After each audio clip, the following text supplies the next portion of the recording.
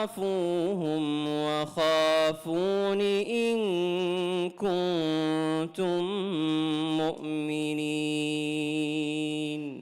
صدق الله العظيم. Jazakallah khair, mashallah, la quwwata illa billah.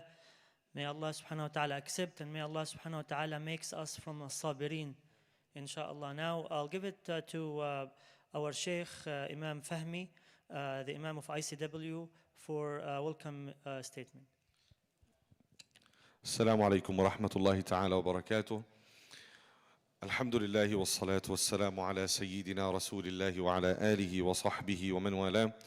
اللهم صل على سيدنا محمد الفاتح لما أغلق والخاتم لما سبق ناصر الحق بالحق والهادي إلى صراطك المستقيم. اللهم صل على سيدنا محمد صلاة تنحل بها العقد وتنفرج بها الكرب وتقضى بها الحوائج وتنال بها الرغائب وحسن الخواتيم ويستسقى الغمام بوجهه الكريم وعلى آله وصحبه وسلم. First of all, it's my honor, wallahi, to sit next to Brother Thair, Dr. Thair Ahmed. All of us should be proud that we have someone like Dr. Thair Ahmed in our community. Alhamdulillah, he covered what we named it in Shari'atul Islamiyya.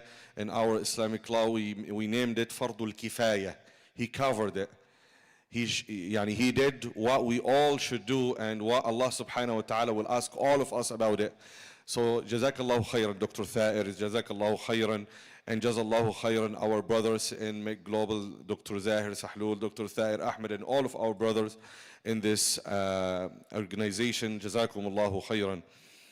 Second, brothers and sisters, I'd like to share my time with Dr. Thair Ahmed, and because of that, I will do short dua and I will give the microphone again to Dr. Thair, inshallah.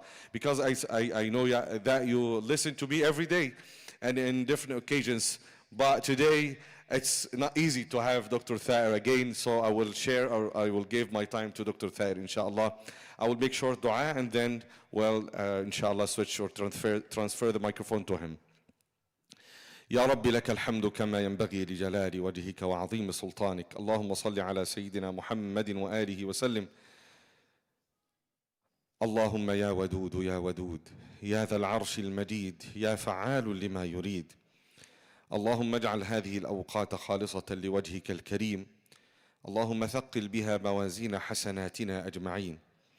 اللهم كن لأهلنا في غزة وفلسطين سندا وعونا ونصيرا وظهيرا. اللهم أيدهم. اللهم أمدهم بمدد من عندك. اللهم أمدهم بمدد من عندك. اللهم أمدهم بمدد من عندك. اللهم أنزل عليهم جندك وملائكتك يا رب العالمين. اللهم افتح عليهم أبواب رحمتك. اللهم صب عليهم الخير صبا. اللهم إنهم حملوا عنا أمانة عظيمة وقاموا بدور لم نستطع القيام به، فكافئهم بما قاموا به يا رب العالمين. اللهم إنهم رجالا ونساء صبروا ورابطوا وقاموا بفرض الكفاية، فكن لهم عونا وسندا ونصيرا يا رب العالمين. اللهم داو جرحاهم.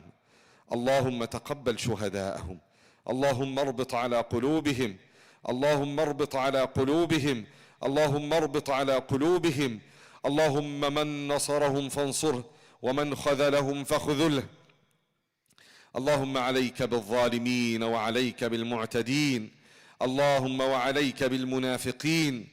اللهم لا تؤاخذ أهلنا في غزة وفلسطين بذنوبنا ولا بما فعل السفهاء منا. اللهم لا تؤاخذهم بذنوبنا ولا تؤاخذهم بتقاعسنا وتقصيرنا. اللهم لا تؤاخذهم بذنوبنا. اللهم عاملهم بما أنت أهله.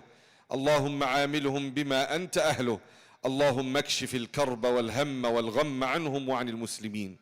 اللهم اكشف الهم والكرب والغم عنهم وعن المؤمنين. يا ودود يا ودود يا ذا العرش المجيد، نسألك بأسمائك الحسنى وصفاتك العلى أن تعجل الفرج. اللهم عجل بالفرج. اللهم ضاقت الصدور وبلغت القلوب الحناجر، ولا إله لنا غيرك فندعوه ونرجوه. اللهم يا رب، هيئ لنا من أمرنا رشدا. اللهم أرنا نصرتهم وتأييدهم. اللهم أرنا الفرج والسعادة والفرحة في قلوبهم وبيوتهم.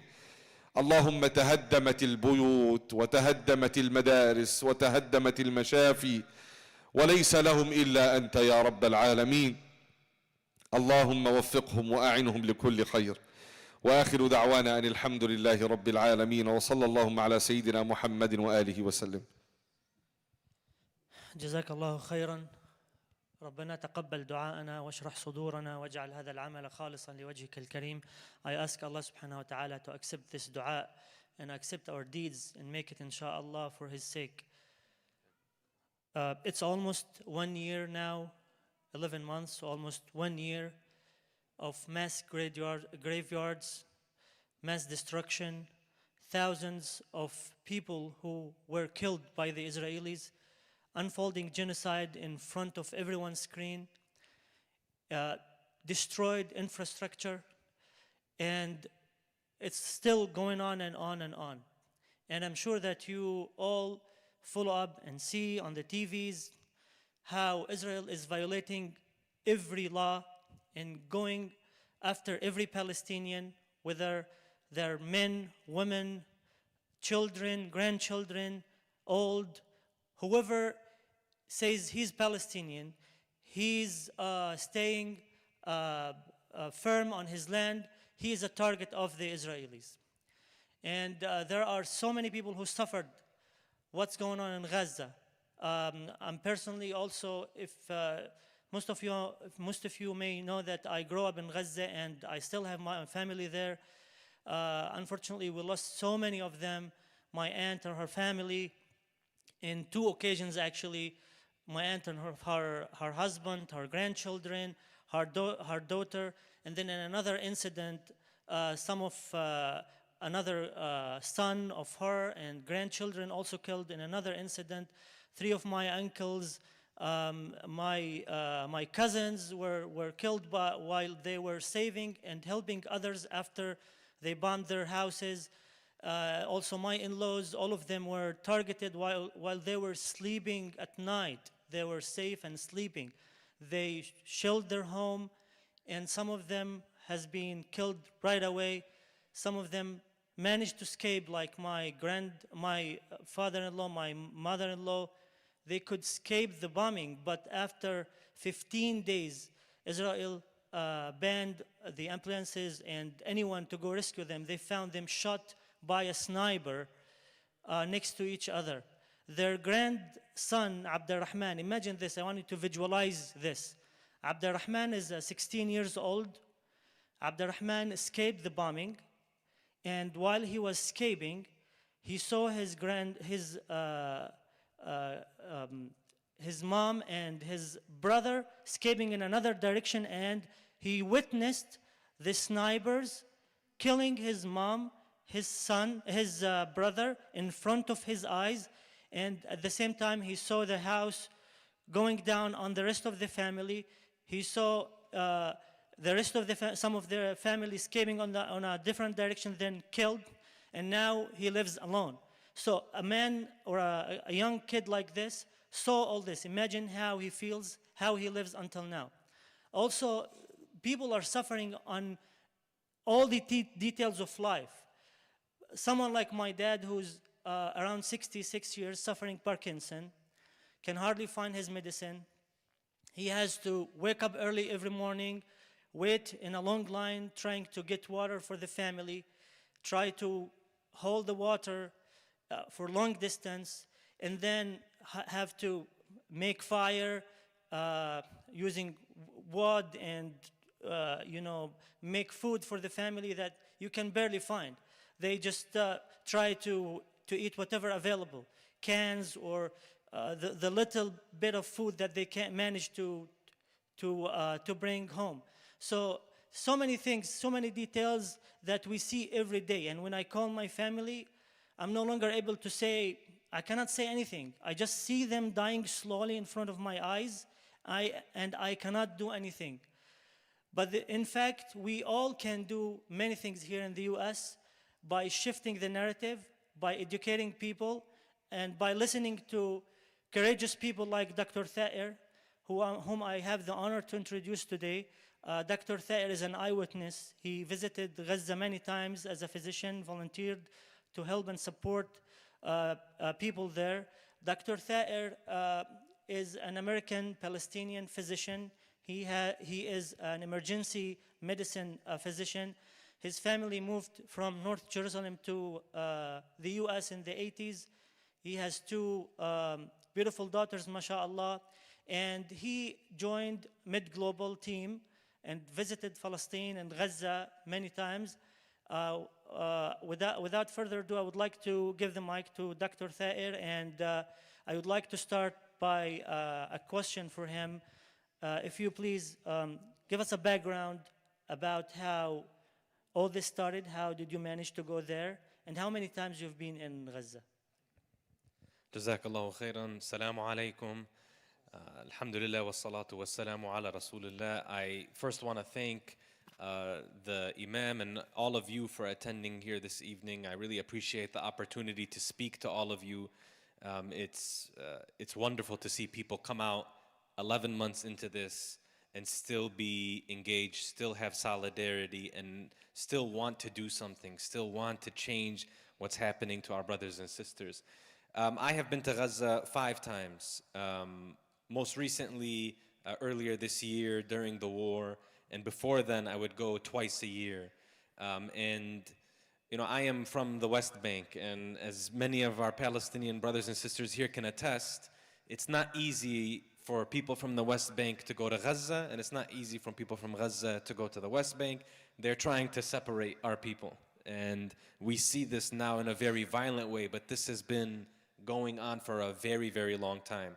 My grandfather and my grandmother, who have passed away, Allah yarhamhum, they spent never having gone to Gaza, being born in suburbs of Jerusalem. And our family is, our last name is Ghazauna. So about 200 years ago, we were from the Gaza area. So this just gives you an idea of the reality on the ground. So when the opportunity came up for me to go to Gaza, the first time ever was after Operation Cast Lead in 2009. And at that time, we thought we had seen something devastating. We had seen over 40 days of bombing and killing, and 300 children at that time had died. And so there was as there is today, there was a siege on Gaza. It had started in 2006, and then when they did the aggression against Gaza at that time, the siege tightened. So we knew nothing was getting in and no one was going and no one was getting out. So I was able to join you know, this freedom convoy. And we went from Egypt, and I remember how hard it was to get into Gaza. The small strip of land, less than the length of a marathon, 26 miles long, maybe 8 miles wide at its widest.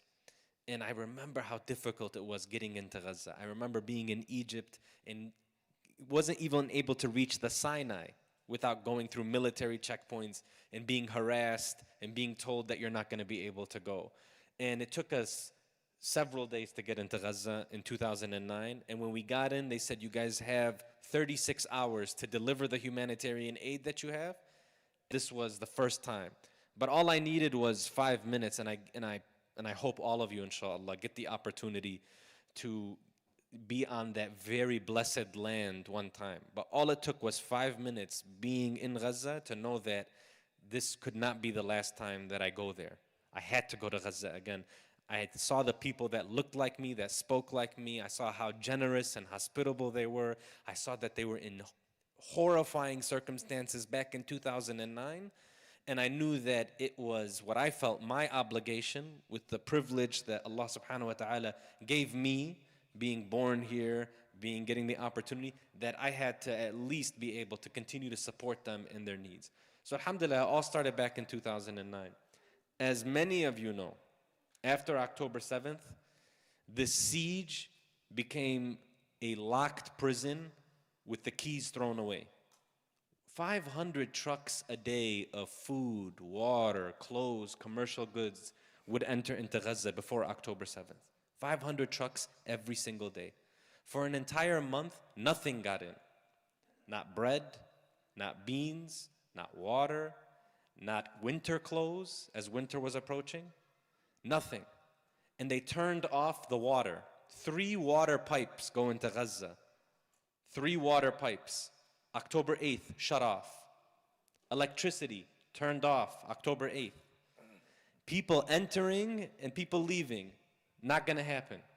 All on October 8th. And subhanAllah, we had a scheduled trip before this aggression came about to go into Gaza the 3rd week of October. Immediately it was canceled. They said no one is getting into Gaza. So we're sitting here watching everything unfold, as many of you are yourselves on social media, on the news.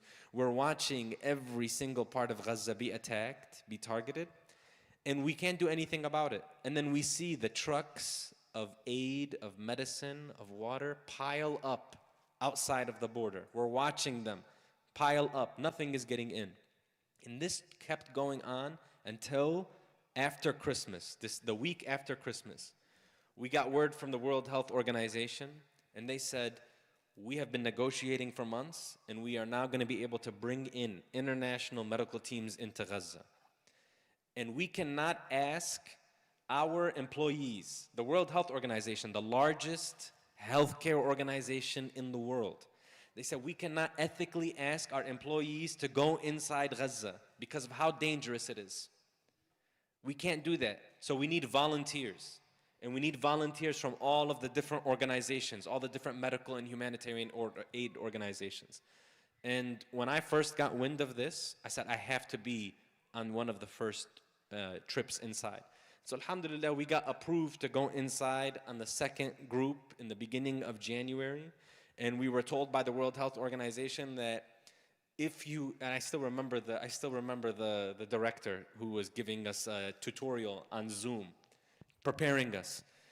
He said, look, we can't guarantee any safety for any of you. And he told us that I'm an ER doctor and I had a general surgeon from UIC with me, among other physicians. He said, you two are going to be going to Nasser Hospital in Khan Yunis. And Nasser Hospital is the 2nd largest hospital in all of Gaza. It's the largest hospital in the south. Ash-Shifa is the largest hospital, and that's the largest hospital in the north. So he said, you're going to Khan Yunis.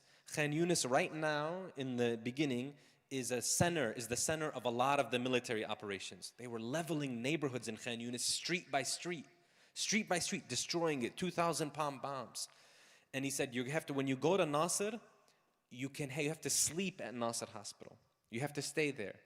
If you get injured, if a bomb strikes you or shrapnel injures you, we can't get you out of Gaza, but we promise we'll try to get you the best possible care inside of Gaza.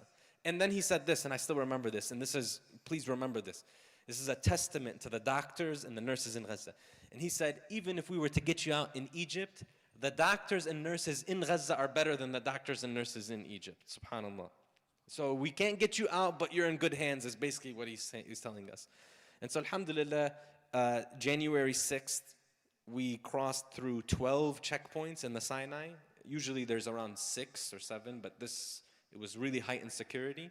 Each checkpoint were checked, and finally we made it to Ma'bar Rafah, the Rafah crossing, which is the border between Palestine and Egypt and Gaza. And we walked through, and the second we got to enter, a lot of us made sajda right away, and we thanked Allah subhanahu wa ta'ala for allowing us to enter into this area again. And that was when really everything started. Jazakallah khair. How long it took you to move from Cairo to Rafah? Yeah. Because I visited Gaza in 2022, and it took us 2 days.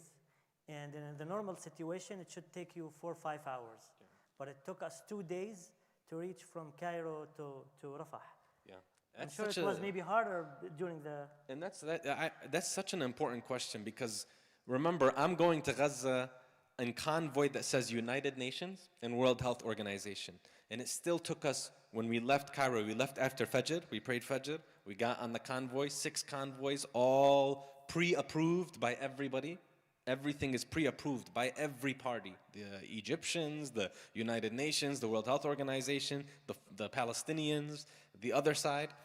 And it took us, we left, it took us 14 hours to get to that. And as you mentioned, this is a journey that should take less than 4 hours, direct shot. So even with all of that, it was still very tough to enter and to get to Gaza. So Dr. Thayer mentioned that there were around 500 trucks entering Gaza before the war. I wanted to know that this is even way less than the needs of Gaza. So Gaza was already suffocated and prevented from the basic needs. So you can imagine now how is the situation after the war, where we have many, many trucks waiting and not allowed to enter. So I just wanted to ask you, you have two daughters, mashallah, and you know that this war is different than every war that you experienced before. It didn't click in your mind that you might go, la samhallah, and not come back. Was that, how did you process this mentally? How did you think of the decision? Because so many of us now, they are sometimes afraid to talk about Palestine or speak up about what's going on in Gaza. And you sacrificed your time and effort and yourself and went there. And alhamdulillah, inshallah, you'll always be safe. But how did you process this decision? You know, my daughter, Batul, the youngest, was born, when I left to go to Gaza, she was not 2 months yet. And I thought about, because both my daughters, Maryam and Batul. And I thought, if this opportunity, Allah subhanahu wa ta'ala gives me a chance to go, how could I, when they grow up, when they would look back at this horrible time period, this age of darkness, and they ask me, what did you do? I would not be able to look them in the eye and say, I had the chance to enter, and I didn't take it. There's many people here who are making dua for people in Gaza, who are watching it, and you're not gonna get the same opportunity that I got because I'm a doctor. I'm a physician, and they said, we'll allow medical workers. Some of you, are engineers or architects, or even you just wanna go and help people, and you didn't get that opportunity. And Allah subhanahu wa ta'ala opened that door for me. I had to walk through the door. I'm not gonna be able to live with myself. And I know many people here, if they get the opportunity, they're going to do what they can. They're going to try to get in. And I think the other thing is, you remember, this is January. It's after 4.5 months. At this time, we all saw the videos that were coming out. This was already, Ya Ruh Ruh, Reem, with the grandfather, when he had to bury his granddaughter, and he kept her earring because that's the only thing that he could, and he was kissing her goodbye. We saw the video of the mom and the dad running around the hospital looking for Yusuf, and they said, Sha'ro curly, his hair is curly. These are the videos we saw. We saw Shifa get surrounded, the biggest hospital get surrounded. We saw what happened to Al-Ma'madani, Al-Ahli Baptist Hospital in the north. So all of these things had already happened. And I think, like anybody in this room, if that opportunity presented itself to you, we have to take it. On the day of judgment, Allah subhanahu wa ta'ala is going to ask you, within your capabilities, what did you put forward while this was happening to your brothers and sisters? And for me, this is what the test was for me. So it wasn't, there was no question in my mind.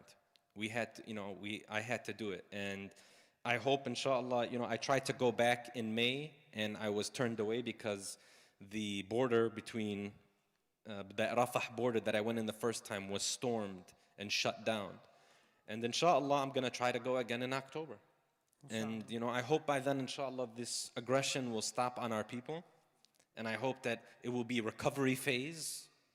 But even if it's not, I think if I get the opportunity, I want to go. And they are saying now, after we went in, as many of you know, the World Health Organization told us, yeah, we're still looking for doctors to volunteer, but even if your grandparents are Palestinian, we're not going to allow you to enter. So anybody's welcome. You're Ukrainian, you're Russian, go ahead, come through this door here. But if you're Palestinian, you're Palestinian, you're from there, you're a son of that land, forget about it. Like this is, an insult to injury. SubhanAllah. I want to shift discussion now and maybe talk more about the medical situation there. Would you please try to paint a picture, describe to us how is the medical situation doing in Gaza, especially compared to what we know here in the US, so people can understand how dire, or what's the difference? I think there are three stories that encapsulate the medical situation that I think I really want to share with you. The first is a family that lived in Gaza City. And I will say this is the family of a 5-year-old girl that I got to interact with, I got to meet. And I want to share with you what they went through because it will tell you what the situation is like on the ground. This 5-year-old girl, her name is Mayar. It's a family of 6. The mother, Noor, who's 29 years old. The father, it is an 11-year-old girl, a 7-year-old girl named Amina, a 5-year-old girl named Mayar, and a 2-year-old whose name I believe was Ibrahim. They're living in Gaza City, and this aggression breaks out. And as you can imagine, the north of Gaza was where everything kind of started. So in the beginning, there's a lot of bombing and leveling in the north. And so they hear a lot of bombing near their house. There are no evacuation orders that they heard of. Nobody notified them that they should leave. But they hear loud sonic noises. They hear loud bombs going off. And so they rush out of their house. As they rush out of their house, they are caught where they are hit by a missile. And Mayar's father loses both of his legs, traumatic amputation. Mayar's mother is hit with some shrapnel. Her older 11-year-old sister is killed. Her youngest 2-year-old brother is killed. And Mayar gets injured in her leg. So they take this family as a lot of the first responders show up, and they need to take them to a hospital. So they take them to Al-Ma'madani Ahli Baptist Hospital. And while they're there, they have to also be amongst many displaced families who are not injured, but their homes have been destroyed. And so they assume that the hospital is probably one of the safer areas to go. And so they're sheltering in the hallways of the hospital or on the outside of the hospital in either tents or makeshift tents, or if they're in the hospital, they find a small mattress that they'll sleep on. And the doctors there, they are able to help Mayar's father and clean his wounds, and now he's a double amputee. They realize that they've lost 2 children. And Mayar's leg injury is so devastating, it's really destroyed her knee. And for them, they're saying, based on the capabilities that we have, we recommend that we do an amputation. Maybe if she was in a specialty area, like even if she was near Edwards Hospital in Naperville or Christ Hospital where I work in Oakland, we have specialists and we can do something about this. We can help preserve the knee joint, and you don't have to do an amputation for her leg. While Mayar's family is making the decision, the Israeli army comes and surrounds that hospital again. This is a hospital that had already been hit and struck. So the Israeli army surrounds the hospital, and they demand that everybody leave the hospital because they want to do whatever it is that they say they want to do. And so not only are the families that are there being displaced again, they have to leave the hospital, but the doctors, the nurses, the sick patients, Mayar and her family, they have to leave. Where do they go? Mayar's father is a double amputee. There are no crutches available 2 months into this. There's no wheelchair to spare. There isn't even a hospital bed to put him on so that you can move him. And so with the help of some friends and family, they walk on foot 8 miles south to try to go to the south of Gaza. Her mother, who has shrapnel, Mayar, whose knee is obliterated, and her father, who's a double amputee. They reach a checkpoint. They're tired, they're dehydrated, they're malnourished. And at the checkpoint, I remember Mayar's mother tells me, she says, all we had was 300 shekels with us. Their life savings at that point, because everything had been destroyed, is 300 shekels, maybe not even $100. Not even $100. And they said when we got to the checkpoint, they made us give them the 300 shekels. They even stole that from us. They tried to get us to strip some of our clothes off, search us, detain us for however many hours, and then they said, okay, go, you can go south. So they walked again south. And finally, they were able to find one of the hospitals, the Kuwaiti hospital, field hospital, where Mayar and her mother stayed. And the father went and found a shelter where he would stay with a group of men.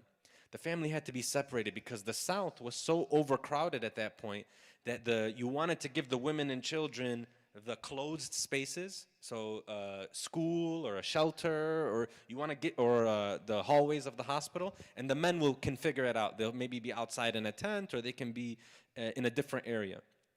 And so they got separated at that point. An NGO comes and says, look, there's no care for Mayar here in Gaza. She has a really bad wound.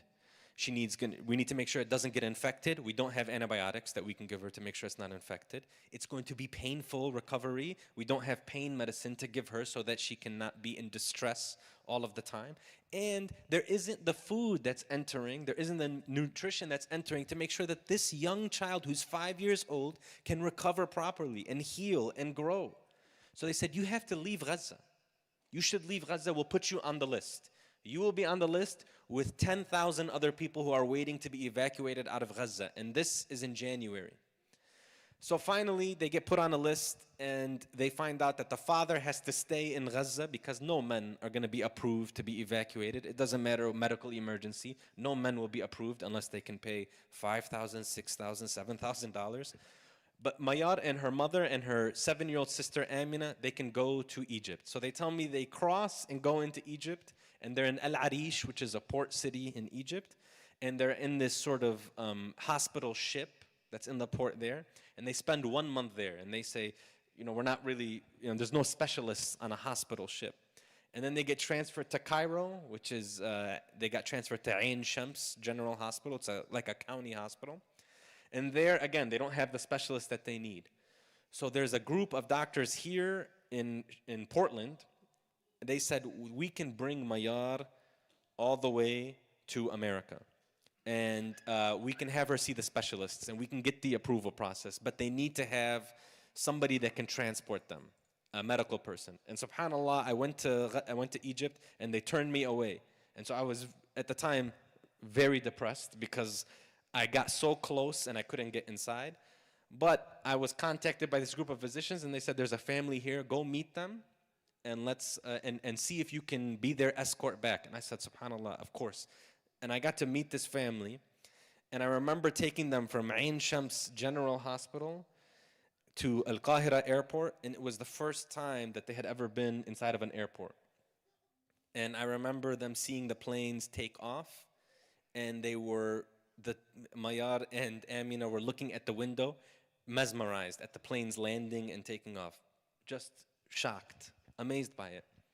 And they were hearing the noise of the planes. They said, are these the kinds of planes that we hear in Gaza?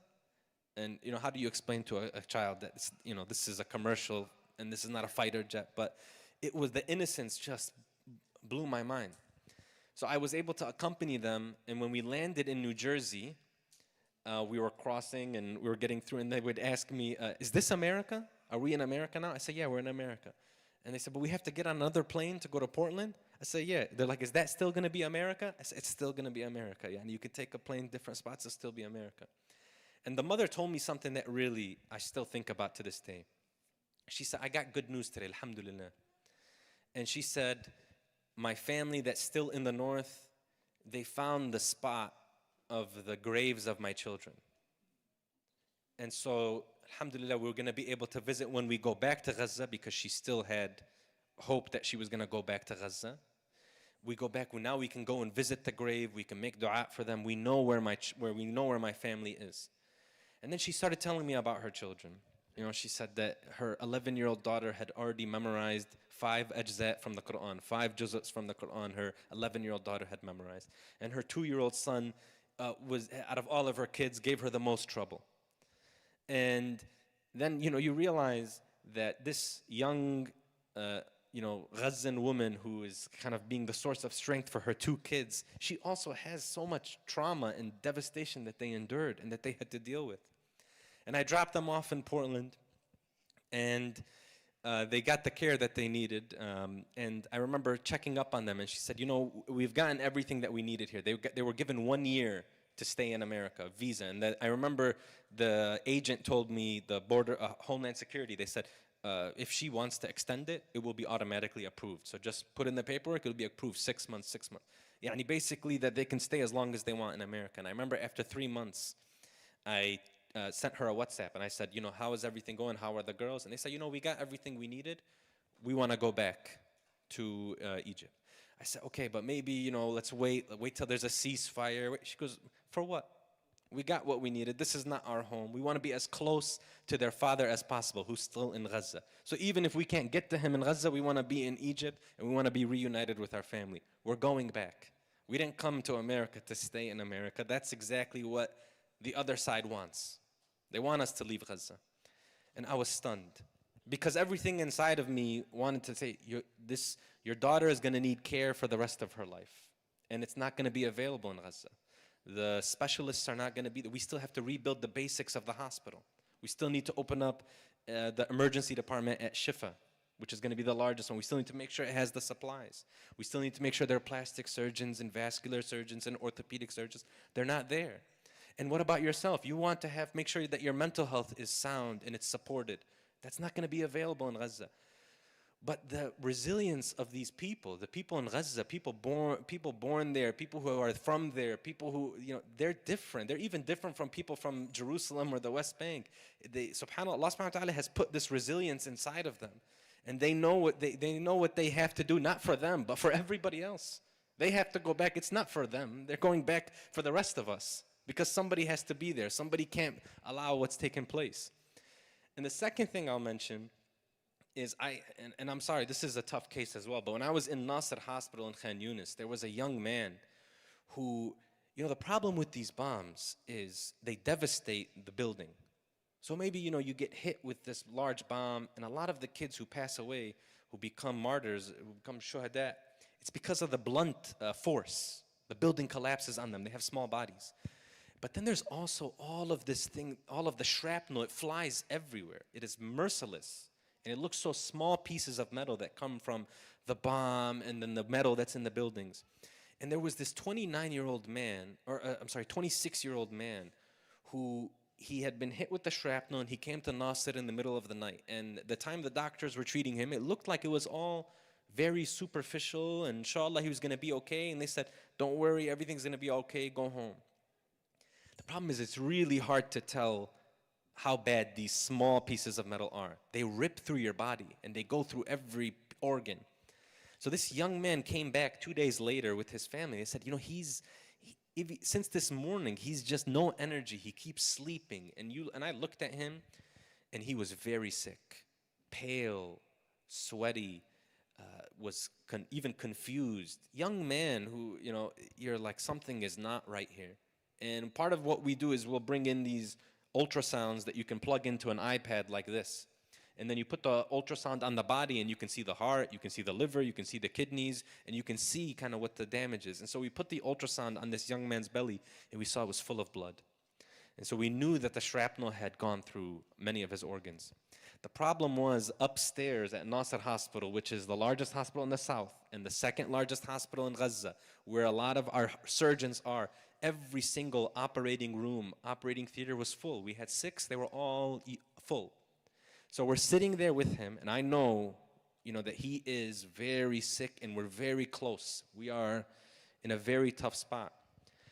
And I remember we said, okay, let's see if we can do some temporary things to buy time so that we can at least get him to an operating room and give him a chance. So we're trying to give him blood so that he can have some energy. We put him on a breathing tube so that we can breathe for him. We're trying to do what we can. And I remember at that moment, he's on the floor at Nasser. So I don't even have a bed to put this young man on. And you have to deliver breaths whenever you put a breathing tube in someone. So you've seen the bags that, you know, you see paramedics using.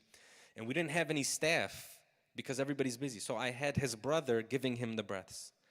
And the bag of blood to give this man, instead of having one of these IV machines where you can program it, let the blood drip in, we had to hold it up high so that the gravity can allow the blood to go into his veins. And so I had his cousin hold up the bag as high as he can, hold up 2 bags of blood for this young man.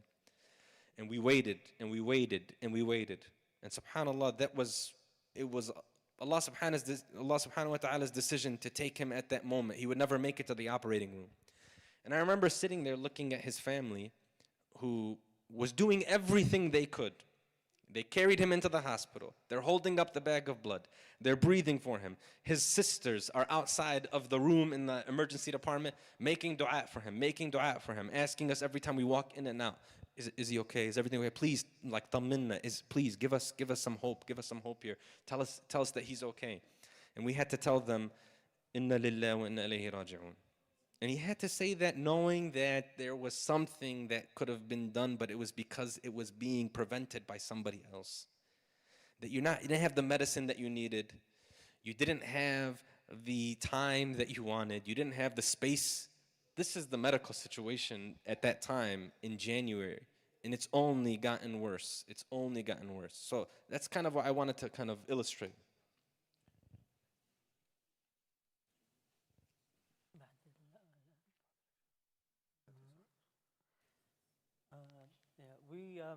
We might delay Isha a few minutes, but I have a last question for you before I give the mic to Brother Abdullah Fadli, who's here from Mid Global. How all that impacted you as a human, a father, a physician, and what do you think we should do? What's our homework here? You know that you have the ability to go there to help as a physician, but also what do you think we should do to support people in Gaza and to support also your missions? I think we all have the same feeling that what's happened in Gaza has changed all of us. One of the things is it tells us that you really can't rely on any people. You can't expect people to come and save you. That really the only thing that we can rely on is our faith, our iman in Allah subhanahu wa ta'ala, because hoping that men are going to come and save us, whether they're in power or not, that's not going to be the case. And I think for myself and many of us here, I worry about, am I doing everything that I possibly can to assist and try to bring some relief? And so my job now is to share with you what I saw. My job now is to tell you about the story of Mayar. Many of you know about Hind Rajab, the 6-year-old. Her tape talking to the 911 operator is online. It's available. A 6-year-old whose car was hit by the Israeli military, and she survived the attack by the Israeli tank fire. And we heard 3 hours of her on the phone as she's slowly dying, saying, I hope somebody can save me. Please send somebody. Please send somebody. We need to share that story with anybody that we can. This is the amana on all of us. I had the amana coming back and saying, this is what I saw. This is what happened to Nasser Hospital, the hospital that I was serving at, surrounded by the military. We were forced to leave the hospital. It was raided. It was destroyed. That is what I saw. Share that with people. If you are somebody who is an artist, incorporate it into your work. I'm a physician, but it's not just that I have to go there and treat people. I have to tell the medical societies that are here, this is what's happening. Hospitals are being targeted. Physicians are being arrested. Nurses are being killed. Paramedics are having their ambulances destroyed when they're trying to save young children. We have to share what's going on. We have to make sure people know. And we have to make sure that if they have some influence or power, that we hold them accountable. We all have elected officials, we have powerful people, we know wealthy individuals, we know corporations, companies. Every single person needs to be aware of what's happening, and we need to hold them accountable. Are you standing with or against the people in Gaza? And there's no neutral. You can't stand and say neutral. There's no neutrality. When a child who's 6 years old is on the phone with an operator, and the operator is saying, Hind, I don't hear you talking as much. What's going on? Are you okay? And she's saying, every time I talk, blood comes out of my mouth.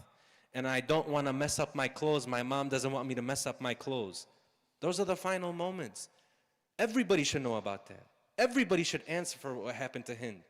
Every single person. America, Europe, the Middle East, ourselves, our neighbors. Everybody should do something about that. We can do something about this. We can share their stories. These are some of the most hospitable and generous and faithful people I've ever encountered. They deserve, wallahi, it is wajib on us, I believe. And the Sheikh is here, maybe. Well, I believe that this is our obligation, that we have to do whatever we can.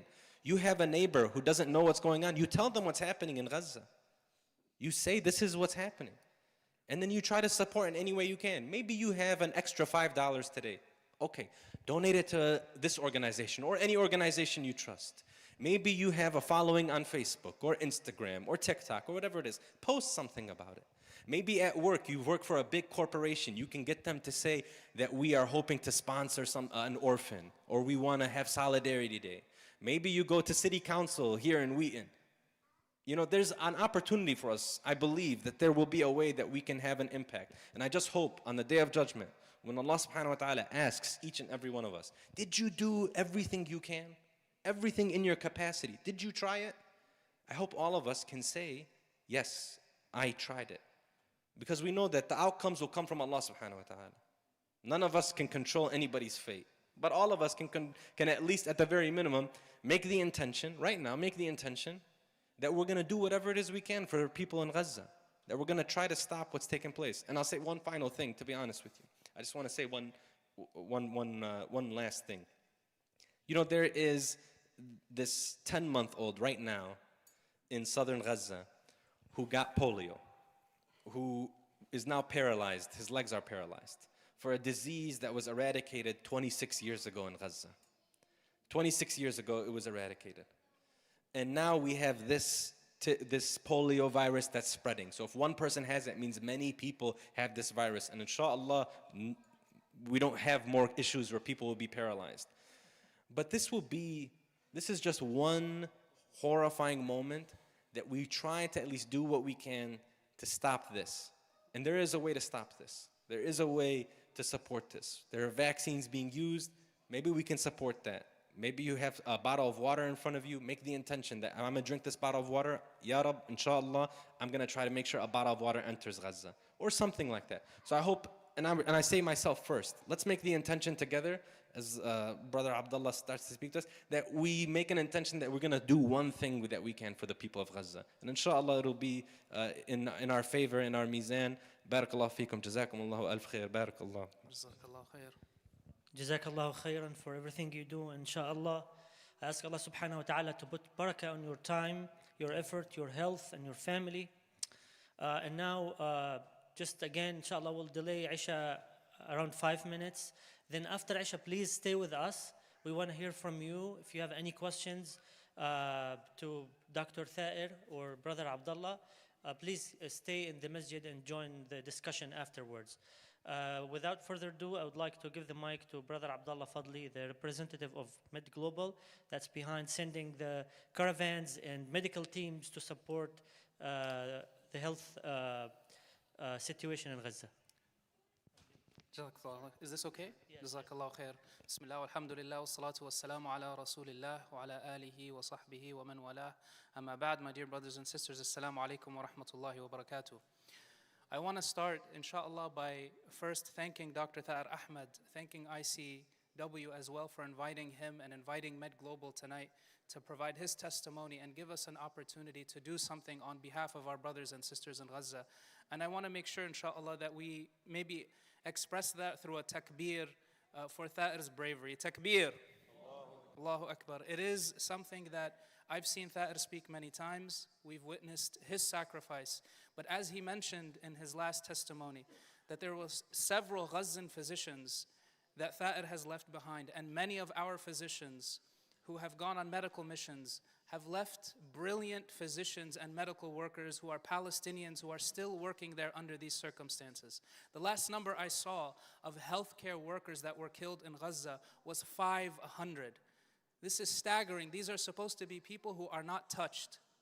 These are supposed to be a protected class in any circumstance.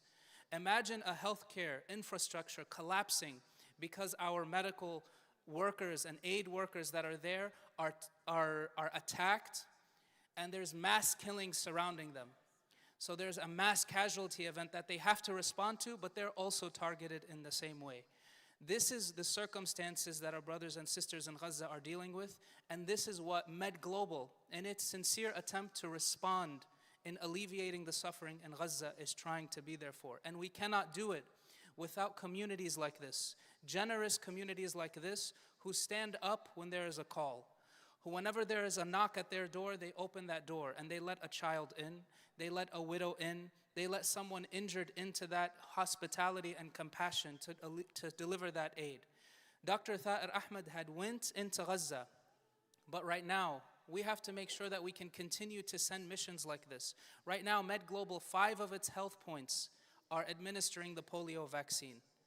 We have 3 nutrition stabilization centers, 16 medical points in Gaza, 143 Palestinian medical staff working there. We've been there since 2019. We're not working through a partner. We are the implementing partner. And so I'm asking you tonight to deliver this relief and aid.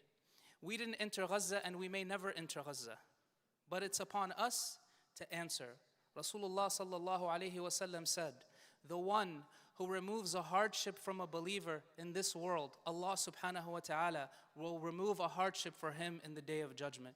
And so with that said, I want to see the first hand, the first generous hand for $5,000 that will help support these clinics, that will help support these children and remove this suffering. Bismillah, the first hand at $5,000. And this can be paid monthly. This can be paid monthly, and this is easy on us, inshallah. I won't take long on this number because I know Isha is approaching. Bismillah. Do we have the first hand, inshallah? The first hand at $5,000. Please raise it high if you have it. Wallahi, this is easy on us. $5,000 bill for our brothers and sisters in Gaza, the children who are receiving this vaccine. If you see their joy, just to be held, and they don't even know what they're receiving. They just know that there is a comforting hand on their shoulder. They know that somebody is dropping droplets into their mouth and comforting them. And that feels good. It feels better than a bomb dropping next to them or being worried that their mother is going to die. Bismillah, just one hand at 5,000 and I'll move on, inshallah. Bismillah ar-Rahman ar-Rahim. This can be paid monthly. Bismillah. It can be from the sisters as well. Bismillah. If you're keeping this to yourself, make sure that you meet me afterwards to fulfill this donation and this intention. But when you raise this hand, know that this is going to create a sadaqah jariyah and open up the room, inshallah. I'm going to move on, inshallah. How about, because Isha is approaching, do we have one in the back? Takbir. Takbir. Allahumma a'ti munfiqan khalafa. Say ameen. May Allah reward you and bless you and your family and accept this fi mizan hasanatak for alleviating the suffering of our brothers and sisters in Gaza. I'd like to go now, inshallah. Jazakallah khair. Let's see, inshallah, $100 a month, inshallah. Bismillah. Takbir, we have another $5,000 from ICW. Jazakumullah khairan. Takbir. Takbir, a louder one, inshallah. Allahu Akbar. Alhamdulillah. That is $10,000 that's going to help health points that are inside of Gaza. Bismillah. Can we go now to $100 a month? Just $100 a month. Make it a bill amongst the other bills. We have the first hand in the back. And the second hand, we have the second hand. Takbir. And the third hand. Takbir. Do we have the fourth? The fourth over here. Takbir. Allahu Akbar. I want to hear a loud takbir on this one. Takbir. Allahu Akbar. Okay, that makes me feel good. 4 at $100 a month, alhamdulillah. I'm not going to take too long. Can we get the fifth hand? The fifth generous hand. Bismillah. From the sisters this time. We have the first one over here. Takbir. Jazakallah khair. May Allah bless each and every one of your families. How about a sixth hand? $100 a month. For children, this morning, by the way, I'm among those people who doesn't like to watch too much of these things. I have a limit. I'm too sensitive. And this morning, subhanAllah, I see a child chasing his father who was injured on the shoulders of another man, not knowing if his father is going to survive, calling out for his father. How many of these images are we going to see? And I know this community, wallahi, we shouldn't wait for a tragedy to trigger our generosity. We should know that Gaza needs us now, it's going to need us next month, and it's going to need us for the foreseeable future. Wallahi, make sure that you have a Gaza bill. And tonight, Med Global is with you, alhamdulillah. But make sure that it's a bill. Make sure that you're sustaining that relief for it, inshallah. Do we have the sixth hand, $100 a month? We have it over here. Takbir. Allahu Akbar. May Allah reward you and bless you. How about the seventh hand? Allah subhanahu wa ta'ala likes odd numbers. Can I get the seventh hand? And we have the seventh in the back. Takbir. May Allah reward you and bless you. Do we have the eighth hand? Inshallah, raise it high for me so I can see. Bismillah. The eighth hand, is it from the sisters? Inshallah. The eighth hand, Bismillah. One more hand, Bismillah. You will find this donation in al-akhirah. Allah subhanahu wa ta'ala says, مَنْ ذَا الَّذِي يُقْرِضُ اللَّهَ قَرْضًا حَسَنًا. Who among you will deliver Allah a goodly loan? We have one over here. Is this the eighth one? Takbir. May Allah reward you and bless you and your family. Bismillah ar-Rahman ar-Rahim. How about the ninth and 10th? The last two, inshallah, before Isha. Do we have the ninth and the 10th? Bismillah. The ninth and the 10th, and then we'll allow salat to continue, inshallah. Bismillah. The ninth hand for $100 a month. We have bills that are higher than this. Imagine you'll have a donation every month coming out and you forget about it, but you're getting rewarded every single month without knowing. Every single month you forget the khair that you've done. You forget it, you said it and you forget it. And you see ajr coming in. One more hand at $100 a month, Bismillah. Can I see one generous hand? And we have it in the back, Takbir. And is this the 10th over here? And we have the 10th, Takbir. May Allah reward you and this congregation, this generous community. Anything that you can give, make sure that you participate in the nur of giving tonight, along with the other things that Dr. Tha'ir and the many guests have shared with us to do. Make sure that contributing regularly and sustaining the relief efforts in Gaza is part of your philanthropy, zakat, and giving. Barakallahu fikum. Assalamu alaikum wa rahmatullahi wa barakatuh.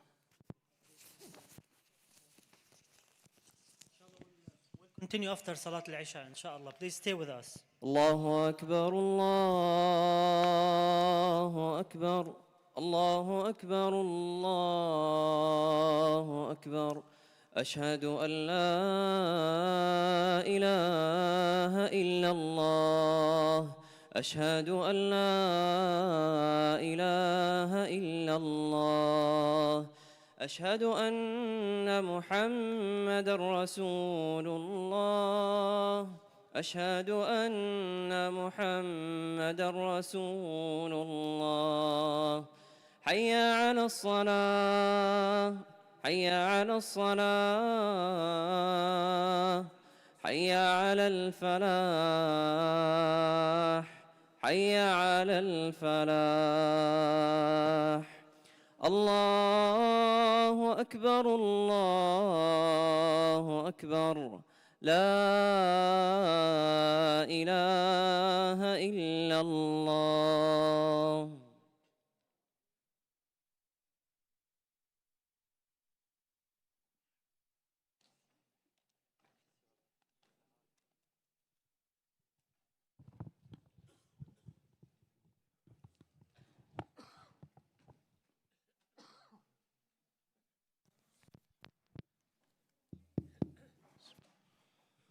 الله أكبر الله أكبر أشهد أن لا إله إلا الله أشهد أن محمد رسول الله حي على الصلاة حي على الفلاح قد قامت الصلاة قد قامت الصلاة الله أكبر الله أكبر لا إله إلا الله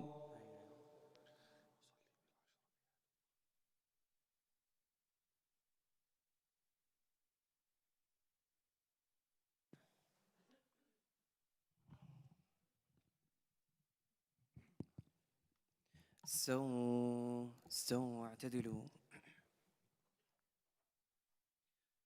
الله أكبر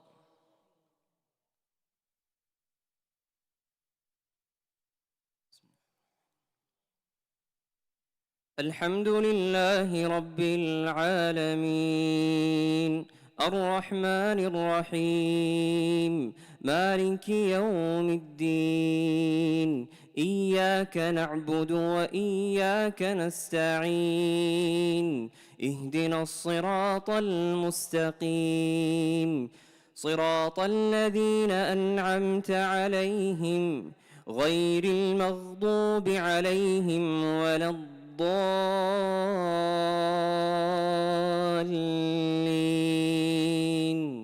آمين.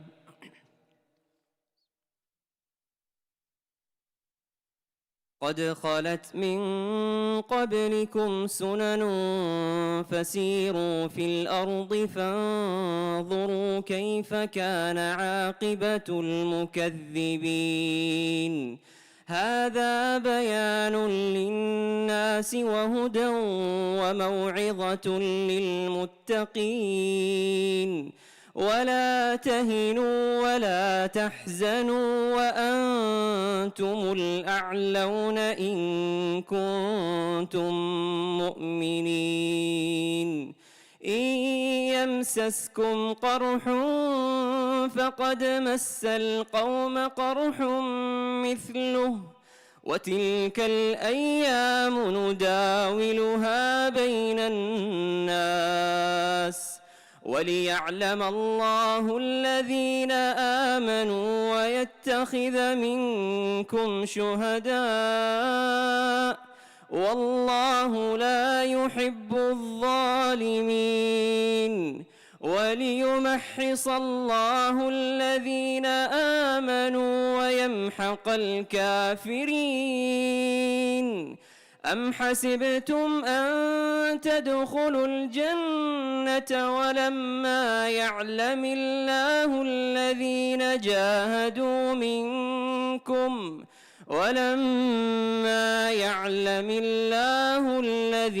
جاهدوا منكم ويعلم الصابرين. ولقد كنتم تمنون الموت من قبل أن تلقوه فقد رأيتموه وأنتم تنظرون. الله أكبر.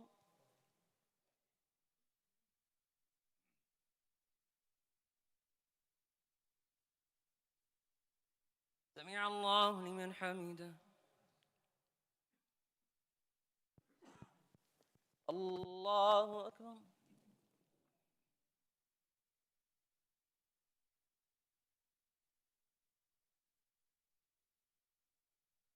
الله أكبر.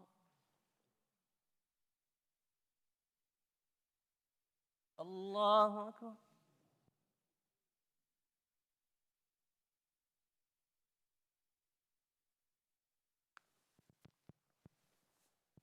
الله أكبر. الحمد لله رب العالمين الرحمن الرحيم مالك يوم الدين. إياك نعبد وإياك نستعين. اهدنا الصراط المستقيم صراط الذين أنعمت عليهم غير المغضوب عليهم ولا الضالين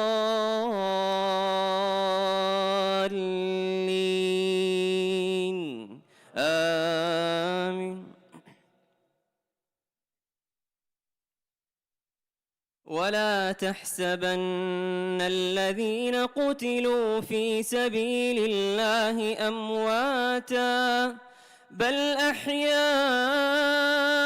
عند ربهم يرزقون فرحين بما آتاهم الله من فضله ويستبشرون بالذين لم يلحقوا بهم من خلفهم ألا خوف عليهم ولا هم يحزنون. يستبشرون بنعمة من الله وفضل وأن الله لا يضيع أجر المؤمنين. الذين استجابوا لله والرسول من بعد ما أصابهم القرح للذين أحسنوا منهم واتقوا أجر عظيم. الذين قال لهم الناس إن الناس قد جمعوا لكم فاخشوهم فزادهم إيمانا وقالوا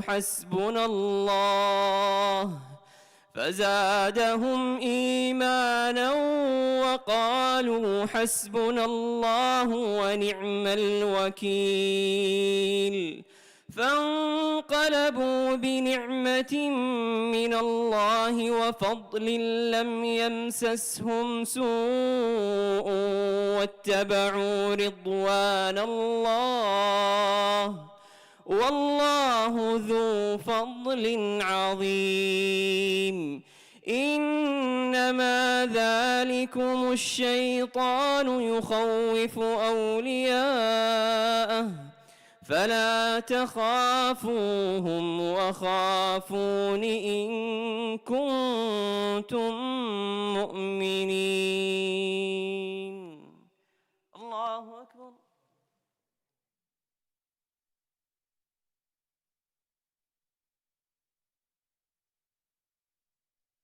سمع الله لمن حمده.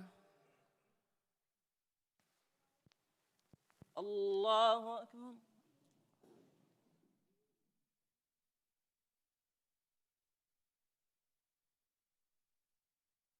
الله أكبر. الله أكبر.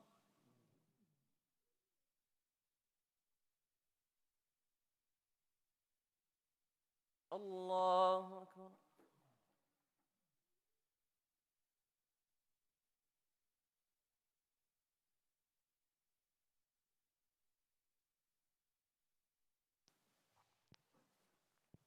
الله أكبر.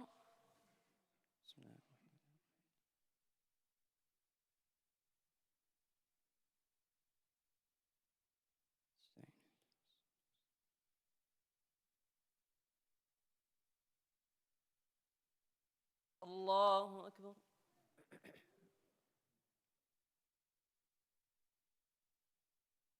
سمع الله لمن حمده. الله أكبر.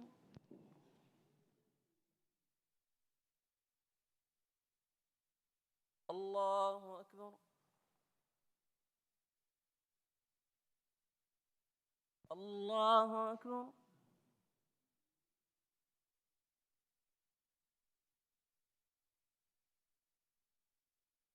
الله أكبر.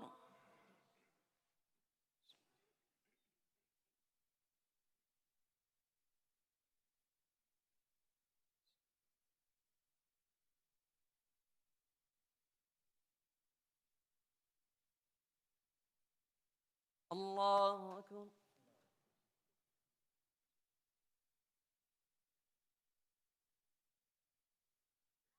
سمع الله لمن حمده. اللهم يا ودود يا ودود يا ذا العرش المجيد يا فعالا لما تريد، اللهم عليك بالصهاينة المعتدين، اللهم دمرهم كل مدمر، اللهم شل أركانهم، اللهم خالف بين كلمتهم، اللهم لا تحقق لهم غاية ولا ترفع لهم راية، اللهم عليك بهم فإنهم لا يعجزونك، اللهم إنهم قد طغوا وبغوا وسعوا في الأرض الفساد، فصب عليهم يا ربنا سوط عذاب، اللهم أنزل عليهم ملائكتك وغضبك، اللهم عليك بهم فإنهم لا يعجزونك. اللهم انصر إخواننا المستضعفين في غزة وفلسطين، اللهم انصرهم على من بغى عليهم. اللهم كن لجرحاهم، اللهم تقبل شهداءهم وداوي جرحاهم وأطعم جائعهم واكسو عاريهم وأحمل حافيهم. يا ربنا يا ربنا يا ربنا، ضاقت الحيل وأنت ربنا يا رب العالمين. اللهم عجل بالفرج، اللهم عجل بالفرج، اللهم عجل بالفرج. سبحان ربك رب العزة عما يصفون، وسلام على المرسلين، والحمد لله رب العالمين. الله أكبر.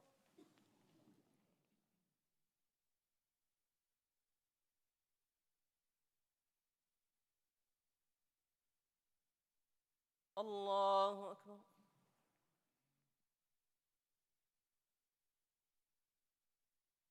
الله أكبر.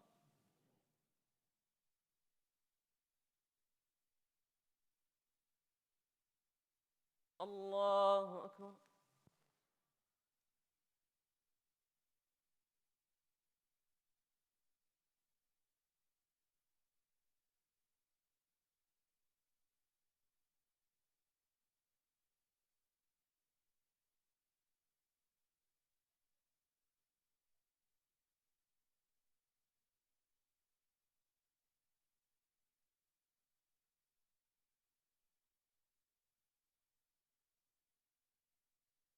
السلام عليكم ورحمة الله. السلام عليكم ورحمة الله. استغفر الله استغفر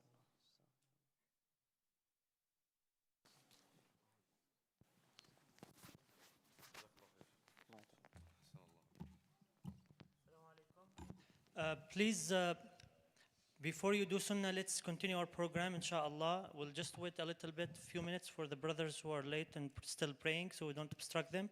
But we'll continue our program. We'll inshallah, give 15 minutes for question and answer. Assalamu alaikum wa rahmatullahi wa barakatuh. On behalf of our Sheikh, Sheikh Fahmi, and our President, Brother Faisal, and our Board of Directors of ICW, we thank our Dr. Sheikh, our brother Dr. Thair, for his beautiful insight information about what's going on in Gaza. So we advise you all, inshallah, to be seated so you can benefit for the question and answer, inshallah, for the rest of the program. And do not forget in your way out that there is a table for Mid Global. So inshallah, you continue supporting this in your way out, no matter what you have in mind to donate today or later, inshallah. Do not delay it. Do it, inshallah. I want to just say a kind of short story. During the month of Ramadan, President Biden invited Dr. Thair for iftar, and he refused to eat. And he said, I could not eat with you and our brothers and sisters and families in Gaza starving. May Allah bless him for his stand, and bless you all, inshallah.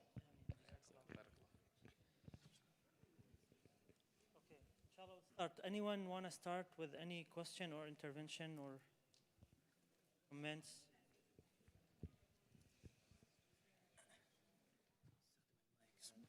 بسم الله الرحمن الرحيم والصلاة والسلام على نبينا محمد وعلى آله وصحبه وسلم أجمعين. I wanted just to make a comment. My name is Rami Abu Masmah. I'm a physician too. I know Brother Thair Ahmed before, but I wanted to share one thing. Brother Thair talked about how to help Gaza, and this is a difficult question to answer because everybody think like just this contribution is very little, like just a donation or making dua, because we wanted to make something more. And what I found effective here, as exactly he pointed to, we live in a community which are completely having this misconception about Gaza. So our job is to change this. It might not happen in our lifetime, because it will take time, because we always need an immediate result. as a human being, we get frustrated if we're doing something. At the beginning of this atrocity, people start doing rallies, talking, boasting, doing things, and then it is slowed down or become desensitized, and we become numb to it. This is something we should actually revive our position there, because this is for ourselves. It's test for us as a test for the people of Gaza. لنبلو بعضكم بعض. We're testing them and we're testing you by them, and they are being tested by us. And I can tell you, because I also am from Gaza, I have my family there, they are watching everything despite of the situation. My uncle used to tell me, we're watching that the people in America are doing the most protest. Look at this. He's watching this. And they are inspired by this. When the people moved in the colleges, they were having those posters saying thank you to Columbia University. You saw this. They write it in their tent. They appreciate this, and this is boost their psyche and their feeling that we feel them. That's number one. Number two, we change the people here, because the people, everyone now seeing the changes in the ground. There are many people who start learning about Islam in this time than ever. Even the people who are talking about da'wah, I told them, if you want to go da'wah, utilize it now. This is the best time to give da'wah, when Gaza is moving the heart of the people. When Brother Tahir, I don't want to take long, he talk about this Ruh al-Ruh, the grandfather who was kissing his young grandchild and not crying, smiling. People think initially that's what's going on. The people like this, billions of people saw this man and become a source of the people to accept Islam during this particular person.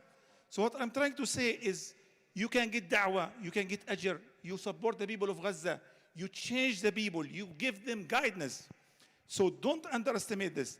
But do anything, put on your car a sticker sign. There's a sticker sign that's saying, when people are occupied, resistant are justified, and many other things. Do not, this scary feeling, just remove it from your heart. I will share last thing, inshallah, I promise you. I have in my car, I'll show it to the people. I have a big banner. My car is in the parking lot. You can go see it.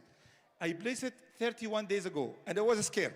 First time, I said, like, I'm going to be driving a car saying, stop U.S. funding of Israeli genocide. It's similar to the big banner you see in the big truck when it says oversized truck or oversized vehicle. It's a huge, like you see it from distance. And I said, let me drive it for a day or two. And then I start driving more, and then, like, watching how the people are reacting. Wallahi, I did not get any negative comment. What that's telling you, the people start understanding this is too much. This is a genocide. This is a butchering of indigenous people. Even the people who are supporting the other side, they start understanding this. And this is the reason I'm able to drive this car in the state of Illinois for more than a month now, and nobody has said anything, even if he is supporting the other side. So what I'm trying to say, my brother and sister, do not underestimate your effort. Do everything possible and go to the maximum you can, and don't say like, I'm helpless. You decide to be helpless, or you decided to do something. It's not only about the donation, but give everything, and Allah will make change through our community, the Muslim community in this country, because this is the truth, and we have to stand firm for the truth. Jazakumullah khair. Sorry for the... Jazakallah khair, very insightful and helpful. Thank you very much, Dr. Rami. Anyone else would like to say something? Dr. Do you have any comment on that? Anything? Well, I mean, I think Dr. Rami, Jazakallah khair, I think me and him come from sort of the same thought process. We know that there's so many opportunities in front of us. It's time to seize the opportunity. It's time to be able to at least take advantage of these moments. I think about there is, so many different people who have seen what's happened in Gaza, and it's changed them totally, 180 degrees. People you never thought would be affected by what's going on in Gaza. And even more recently, there's the famous video that came out a couple of days ago. And one of the casualties of this war was a young girl, and I can't remember how old she was, maybe 8, 9 years old, but she was still wearing her rollerblades when she was killed. That's my dear friend's daughter. Allah yarhamha. I mean, she was wearing her rollerblades, and I think telling that story and not being afraid, like Dr. Rami said, about saying who did this, who's funding that, where it came from. This is just the facts, and people would want to know, and it will change them. Her dad, in an interview, said, I bought her those rollerblades 1 year ago. I never thought that was what we would have to find her lifeless body. She's wearing these rollerblades. And there are so many of these stories, right? More than 15,000. And wallahi, I promise you this. We're scratching the surface. After this dust settles, the numbers are going to be astronomically higher. The devastation is going to be more than we thought. The absolute despair is going to be deep. So that's why we can't be distracted. You know, this whole country's distracted by the elections right now. We can't let them forget that every day there's dozens of more people that we're losing in Gaza, and losing because of things that are happening here, decisions that are being made here. So I absolutely agree. I think use your voice.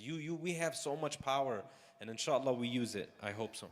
Inshallah. And by the way, Layan, the kid that you just mentioned, yeah, her father waited for many years before he was, given the blessing of having kids.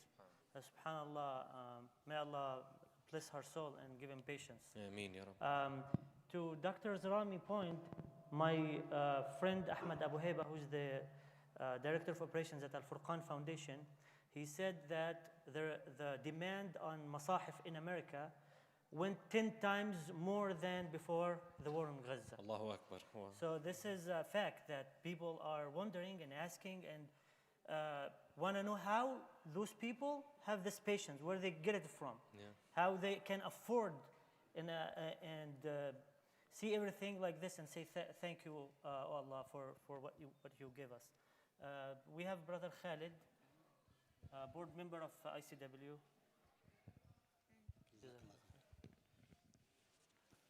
Assalamu alaikum. So we thank Dr. Tahir Ahmed for being here again.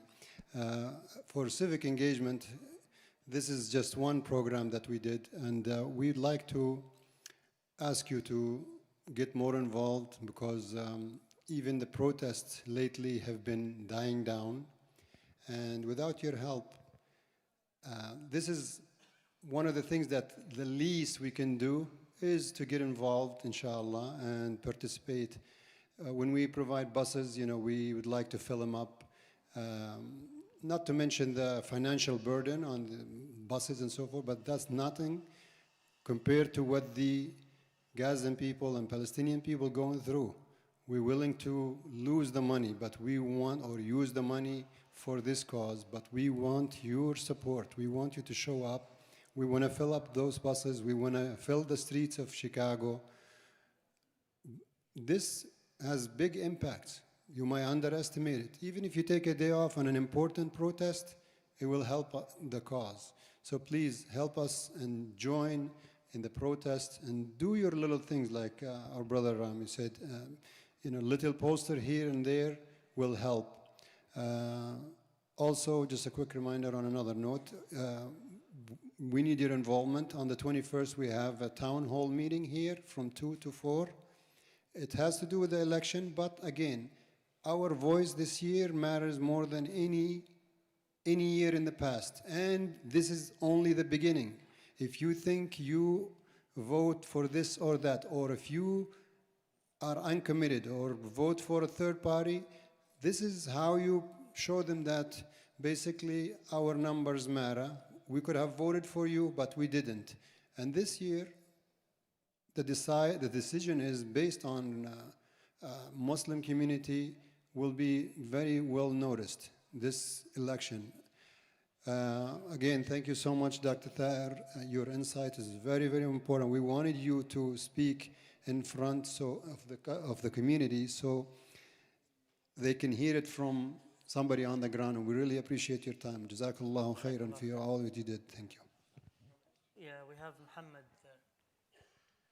Do you have a mic? Assalamu alaikum. Jazakallah khair, Dr. Thaid, for all your efforts and courage. May Allah accept from you and your family. Allahumma ameen. I had a quick question for you because earlier you had mentioned that one of the most powerful things that we could do is like spread knowledge to those around us and let people know about the situation going on in Gaza. But obviously you work in a hospital. I just started my career in a hospital. I'm about 3 months in. And I'm curious to get like your recommendation on, do you think it would be smart for us as a Muslim to spread knowledge to those like our coworkers or people just around us in work, because we're trying to balance between, okay, educating them on the situation, but then also not putting ourselves in harm's way and getting in trouble, because most of these institutions, hospitals, are all pro-Israel. So do you have a recommendation on how we could proceed with kind of having a fine line and balancing with supporting our brothers and sisters in Gaza and speaking up about their situation while also not making sure that we get in trouble from our jobs? Jazakallah khairan. That's a great question. And I'll just share my personal experience. We have to be a couple of things. We have to be good at what we do. I mean, this is the sunnah of our Prophet ﷺ. If you're going to do something, perfect it. Try to be as good as you can on it. We have to be knowledgeable. We have to be good at what we do. We have to be professional, reliable. We have to have good character in any workspace. And alhamdulillah, I try to maintain that character. So when I left to Gaza, when I did not share it with my department, I did not say, I'm going to Gaza, guys, support me. When I came back, and the first day that I worked the shift, the entire department, who are majority non-Muslim, who are majority, maybe even would be, I would say, conservative, right-wing even, they got me a poster with a Palestinian flag on it saying, welcome back, thank you for what you did. These are Americans thanking me for going to Gaza. And it's because they know me. So if I'm willing to take 1 month off of work, ask everybody to cover for me, and go there, then they know it's important, and they know I'm serious about it. And so when I come back and I speak to them, I'm not trying to, sit on top of something and try to lecture them. And they know me as a person. They know me. I'm Dr. Thair. I'm the guy that if their mom comes in, I'm gonna respect them, take care of them, make sure that they feel comfortable. So they listen to what we have to say. So our involvement in our local communities, being good neighbors, being good, you work in the hospital setting, being a good employee, being good students, being, that's all so important. Wallahi, has such an impact. SubhanAllah, this is like our Prophet's advice, sallallahu alaihi wasallam, from so long ago. And the other thing is, now with time, as I started to notice more and more people were paying attention and listening, I started getting death threats at the hospital. So as we're talking more about this and the media is focusing on it, somebody calls the hospital, the emergency department, and says, is Dr. Thair Ahmed working? Let me know when he's working. We're going to teach him a lesson. We're going to teach that terrorist a lesson. The administration at my hospital called me into their office recently and said they got anonymous tips that it's required of the hospital to report me to the Department of Homeland Security. So it's not easy. What you're talking about, there are going to be roadblocks. We have to be very smart about how we approach it. I would say, just to share with you guys, I have submitted testimony to the International Court of Justice and to the International Criminal Court. And I did the testimony 4 days ago. And even though it was supposed to be anonymous testimony, 2 days later, my uncle in the West Bank town of Dharam was arrested, just randomly. He's a 54-year-old man, father of 4, living in an apartment, is, your average Palestinian. So there's retaliation. There's retaliation professionally. There's implications for all of this. So it's important to be careful, to take the steps, but I think the best thing that we can do is make sure that our character is there, and so when we speak about something, people listen. If they know that you show up on time to work every day, and that you take care of your patients, and that you have a conscience, you have that damir, when you care about something, they know it's sincere. They know it's genuine, as opposed to, we see so many people who, will speak about stuff and they're not really sincere about it. People pick up on that. They can pick up on when we're sincere about something. So it's not easy, wallah. But inshallah, Allah yuwafqak, and I hope that things are made easy, and I hope that we can both be tools for our people, that we can bring about some change, inshallah. But Inshallah. definitely not easy. Allah yajzak al-khair. Thank you very much. Yeah, sisters here. Muhammad, where's the mic, the other mic? Over there? Assalamu alaikum. So first of all, I just wanted to say thank you, and I say it out of inspiration from you and doctors. Oh wait, isn't that working? Okay, thank you. So I say that out of inspiration, especially because I'm a pre-med student, and sometimes it gets difficult, and you kind of wonder what is the reason for me being pre-med and medical school and all that. But I feel like when I hear stories about Palestine and about the Middle East and doctors like you who risk their lives, I just want to say thank you because it motivates us and it inspires us so much. And my question is, so some people here in America, they kind of have this mentality that they can't do much or that they're not fulfilling their responsibilities. Although we can still boycott and protest and email and do all that, did you ever have moments in Palestine where you felt like you couldn't be the doctor that you initially wanted to be and to provide those resources for Yeah, Palestinians? I mean, that's a great question. And I will say that the first 2 days that I was at Nasser Hospital, I was very overwhelmed by what was taking place. I work in a trauma center here in Chicago, in the south side of Chicago. So we get a lot of gunshot wounds and stab wounds. And Nasser Hospital in Khan Yunis in January was totally different. I mean, every single 2 hours, 20, 30 people being brought in on the floor in the hospital. I don't even have a bed for them. I don't know where to start. I was very overwhelmed, and I felt like I was drowning and I wasn't doing my job.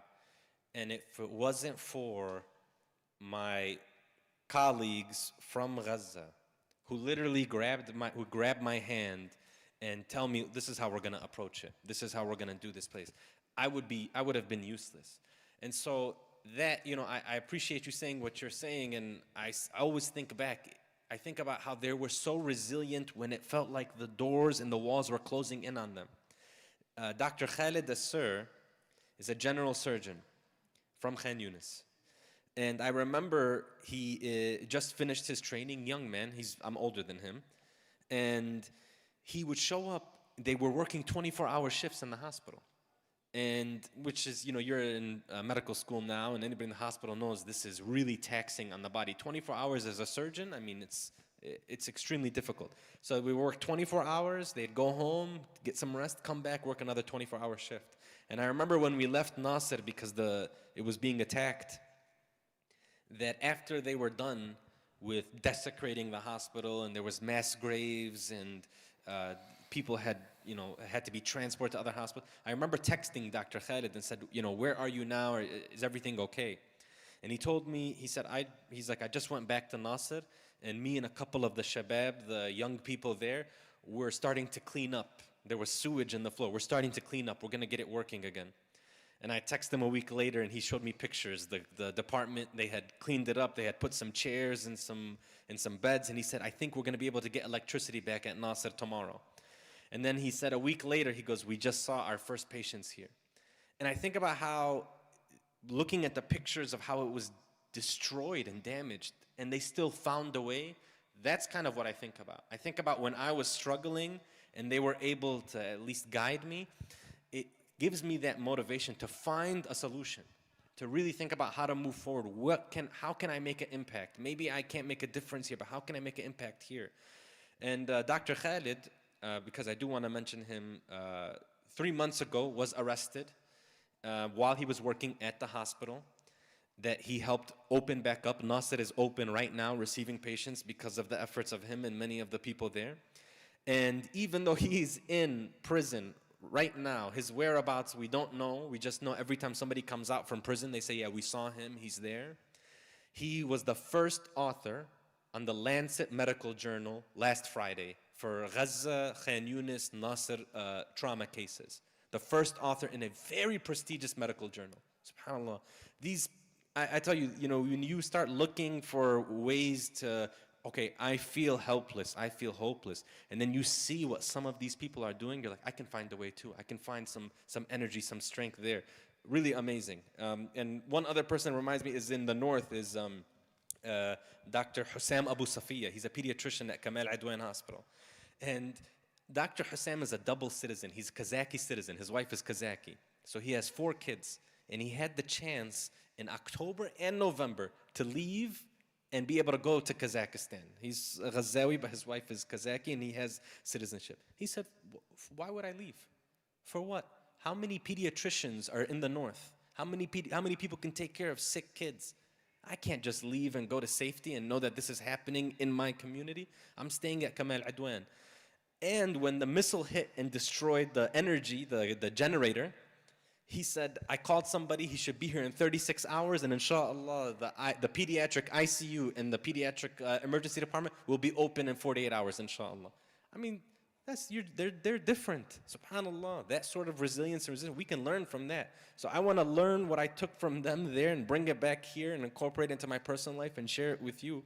And I think that to me is really, when you talk about inspiration, I can't wait to share their stories with people, with my colleagues. And I hope, inshallah, ya Rab, if we're lucky, that we'll be able to hear it directly from their mouths one day. We'll be able to hear their stories and their journey and the successes that they had and the challenges that they had.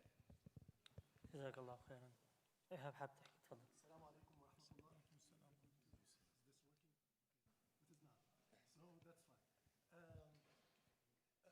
Tell us about the health situation in Gaza. How many hospitals are there? How many are partially working? How many hospitals are partially working now? What those hospitals need? How many patients are waiting to be taken out of Gaza for treatment? How many were successfully treated outside? The patients who have chronic disease, like diabetes, high blood pressure, kidney failure, what is the situation? What is the health situation in general? Jazakallah khair. So we know that there are 36 hospitals in Gaza, and this number is constantly changing in terms of capacity. I would say none are at full capacity, and 13 have doors open where they can receive patients. And you have to realize that there is targeting of the hospitals and the healthcare institutions. This is happening constantly. So Shifa was raided and shut down in November, and then again in February. Again, twice. So shut down, destroyed, the Palestinians from Gaza City building it back up, shut down and destroyed again. Well, here's the thing, when you look at the details, you peel back the layers. Shifa is a major hospital. Shifa has operating rooms. Shifa has a dialysis center where people can get dialysis. Shifa has a blood bank center where you can donate blood. Shifa has outpatient stuff. They have maternity ward where you can deliver babies. It has a neonatal ICU. You shut it down, those people can't get the care. What happens to them? They die. Exactly. My uncle actually died because he has issues with his kidney and no dialysis. He passed away. Even when we were at Nasser Hospital and they raided Nasser, we had the hospital there, and this is a little technical medically, but I just want you to understand. We had 30 dialysis machines. Now, if you have kidney failure and you need dialysis, you need it 3 times a week, usually 4 hours each session. When they raided Nasser Hospital, the dialysis center shut down. The dialysis center was serving 200 kidney failure patients. 200 kidney failure patients. Way over capacity already. And we were only doing it twice a week, 2 hours at a time for them. What happened to those people? Did they just miraculously get cured from kidney failure? No. We forced them to get on the road, walk further south to Rafah, where there is no infrastructure there. So Rafah has 3 hospitals. Abu Yusuf al-Najjar Hospital, it has European Gaza Hospital, it has field hospitals. These are not hospitals like the ones that we have here. These are not Northwestern and University of Chicago. These are smaller community, rural hospitals. They can't handle more than 20 people at a time walking into an emergency department. They don't have a machine that's going to be able to check what infectious disease is spreading. We talk about polio. Hepatitis A is spreading throughout Gaza. There's been over 70,000 cases, hepatitis A. Hepatitis A gives you really bad diarrhea and vomiting. And if you are somebody who has a weakened immune system, or you're an elderly person, or you're a young child under the age of 2, your risk of dying goes up if I can't put an IV in you, if you can't go to a hospital and get IV done. So that's part of the problem with the healthcare infrastructure, is they keep getting attacked, and we don't have the infrastructure in areas where people are being pushed to. You go from Gaza City to Rafah, it's a different world. You're going from a urban city to a rural city, right? The second part of this is entry of the materials.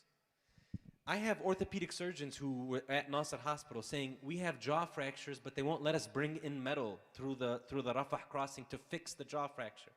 So this patient whose jaw shattered can't eat. They can't drink properly. It's too risky. What happens to that patient? Right? This is not in the numbers of people killed by an airstrike, but these are people who are dying and suffering very miserably. And it's because they won't allow things in. They're even picking what kind of food comes in. You know, people in Gaza are not exposed to all of the food groups because of the siege right now, right? It's literally when I was there every day, it was beans, food, and bread. Where's the protein? Where's the greens? Where's the food groups? It's been 11 months. If I have a 2-year-old daughter or son, this has irreversible effects on their physical development, on their mental development, forever. Irreversible effects because they didn't get the nutrition that they needed. So yes, there are kids in the north who starve to death. Yes, but there are also kids who are hungry and malnourished who forever will be affected by this. So the health situation is catastrophic, and people don't appreciate, and I say the media, they say, oh, this hospital was evacuated, this hospital was striked. They don't appreciate the ripple effect on the local community. Kids can't get vaccinated, childhood vaccines. Kids can't get checkups. Elderly people can't get their diabetes, high blood pressure medications. I can't get my gallbladder surgery out, so maybe my gallbladder gets infected and I die from the infection. Something happens to my leg, I get wounded, it becomes infected, so then I have to lose my leg. If I was in America, I would take a course of antibiotics and I would be fine. This is the situation there. It's really, really catastrophic because they're being hit from 360 degrees. The hospitals are not safe. The doctors are not safe. They're being killed, arrested, being removed. So human resources problem. And the materials are not entering. So we're not getting medicine. I remember when we came, we had to sneak in insulin. I had a cooler. And we brought in as much insulin as we can because they were not allowed to have insulin. That lasted 2 weeks, 3 weeks. You know, we have to keep bringing, that's not enough. That's not how you support a population. So it really is, the healthcare situation has been targeted. And what I mean is, and that's just the microcosm, that's one thing. So you actually said something too in the beginning. It's all aspects of life, right? Yeah.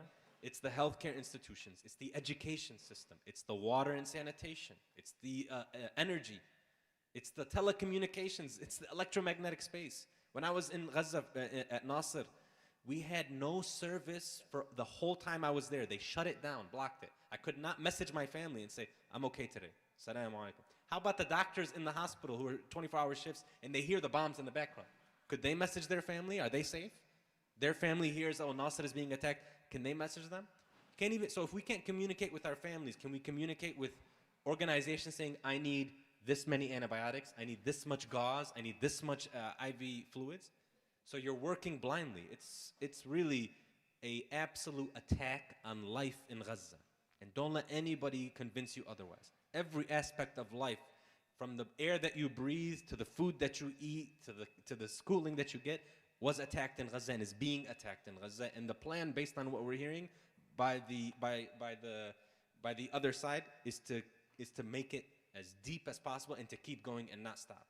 So I hope that's why it's such a great question, because if you learn the details, these are important things that we need to be aware of. We should all know these things by heart. We should know this is how many campuses were in Gaza, universities. This is how many were destroyed.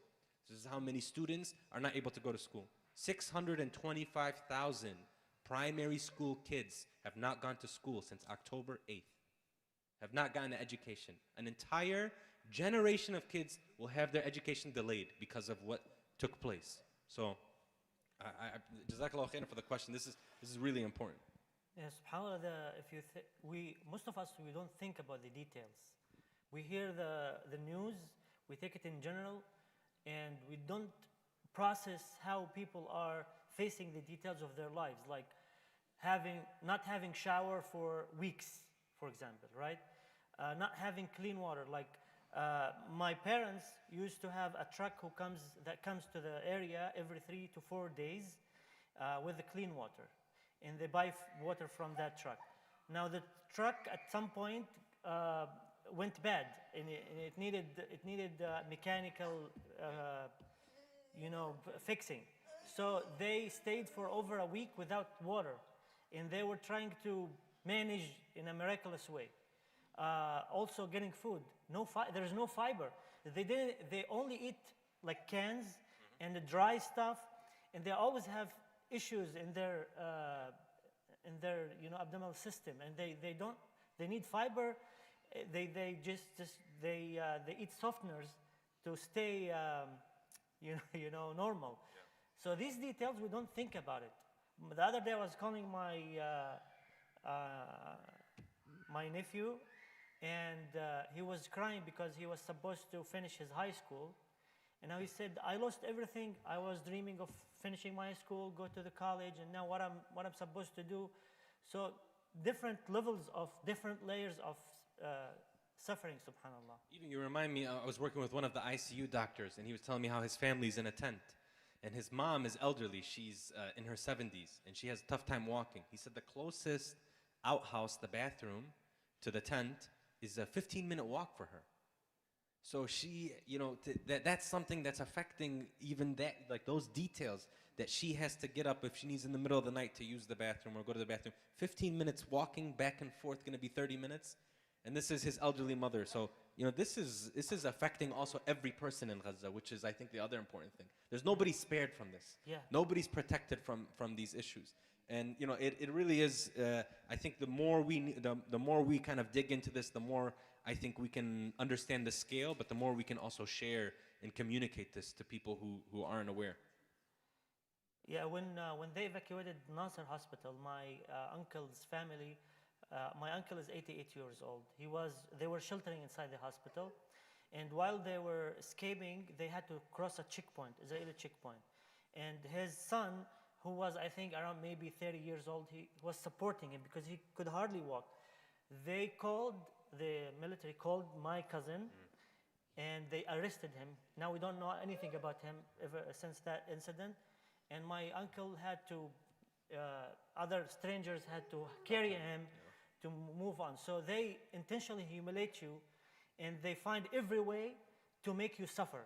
You know, like this is just one incident out of millions. And can you know, think about what this tries to do to the fabric of a society. The intention is to create chaos, is to create lawlessness. And yes, there's going to be some issues with wanting to get some aid, or, you know, people may be they can get a little aggressive. But the fabric of society in Gaza has maintained. You know, this is a moment where people are hungry and they're deprived of everything. And what people expected who are attacking them is if you create chaos from within, and it's not been, I can be a testimony that it's still held. You know, there's still the respect for the elders. Yeah. There's still this sort of, it's important to protect our dignity. You know, it's important for women to have their space, to be able to be protected, even though all of this is under attack. That's, to me, an absolute miracle. I'm not saying there isn't challenges and there hasn't been issues, but as a whole, for there still to be that sort of togetherness, that you're not seeing pure chaos. And they actually, there is one important note in the beginning of the war, especially in the beginning. You can notice that they were targeting, like, let's say, respectful people in the community, the leaders of the community. You know, even the young people, the influencers, the people who has like spread positiveness in the community, the head of universities, the head of the hospitals, they were trying to damage the community. So in case of, like, after they finish the war, people will not have leaders to get people together and solve their problems and build the community again. So this is intentional, of course. Absolutely. Any other questions? Which organization have we seen on the ground that's doing the most in terms of humanitarian organization? Well, what I'll say is actually that's a great question. For me, I think the key is, were these NGOs in Gaza before October 7th? Did they have active programs, and were they on the ground? And then you know that they have impact, because that means they're employing Ghazawis, they're employing Gazans, and Gazans are the ones who are sort of dictating the programs, and they know who the vulnerable population is. I think all these organizations are doing, have the best intentions, but if you're brand new trying to show up after the war, I think it's hard to have impact. So if you were there before, like, you know, there's the organization I worked with, Med Global, they were there before. ANERA was there before. You know, of course, UNRWA, we know, is basically a quasi-government, right? 13,000 employees in Gaza. The reason I think that's important is because if I'm gonna say, do you know where the vulnerable people are who don't know how to get to these areas, who need the most help but are silently suffering? You ask the people there, they know. They'll know how to reach them. So, you know, that's a great question, because as you can imagine, if you go on Instagram, you search Gaza, you'll see all these different things pop up. And I think it's good, but we should be careful and just make sure that we're doing our due diligence. If they were there on the ground before October 7th with programs and employees on the ground, I feel more comfortable about that, you know? It's very important because I know this is something that some organization can get in to have, and they have bad agenda. You know, they use the humanitarian side to maybe spy or transfer information. So you need to be careful who you work with. I can add to Mid Global personal testimony, and I know them personally, Zakat Foundation of America and Islamic Relief. I did some projects for them in Gaza way before the war, and I know that they've been there and they're working there still. And Rahma, of course. Rahma worldwide, yeah. Yeah, Rahma worldwide. Any other questions? So with that, again, thank you very much, Dr. Thair. Thanks for your time and patience, and sorry for delaying this. My pleasure. May Allah subhanahu wa ta'ala put barakah on your time and effort and bless you and your family, inshallah. Thank you everyone for your attendance and patience and questions. سبحانك اللهم وبحمدك نشهد أن لا إله إلا أنت نستغفرك ونتوب إليك والعصر إن الإنسان لفي خسر إلا الذين آمنوا وعملوا الصالحات وتواصوا بالحق وتواصوا بالصبر.